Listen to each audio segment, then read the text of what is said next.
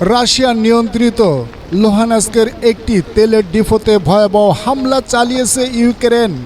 মঙ্গলবার ৭ মে গভীর রাতে এই হামলায় ৫ জন আহত, জানিয়েছে বার্তা সংস্থা রয়টার্স।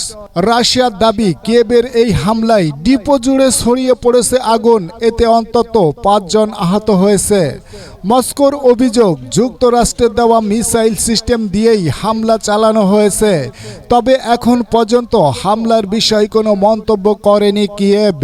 এদিকে বুধবার রাতভর ইউক্রেন জুড়ে ৭০টিরও বেশি মিসাইল ড্রোন ছুড়েছে রাশিয়া। ইউক্রেনের দাবি, অন্তত ৫০টি মিসাইল ও ২০টি ড্রোন হামলা চালিয়েছে মস্কো। এর মধ্যে কিয়েভের অঞ্চলে মিসাইল হামলায় অন্তত ১৩টি ঘরবাড়ি ক্ষতিগ্রস্ত হয়েছে। আহত হয়েছে ২ বেসামরিক। পরবর্তী আপডেট পাওয়ার জন্য সঙ্গে থাকুন, চ্যানেলটি সাবস্ক্রাইব করে। আল্লাহ হাফেজ।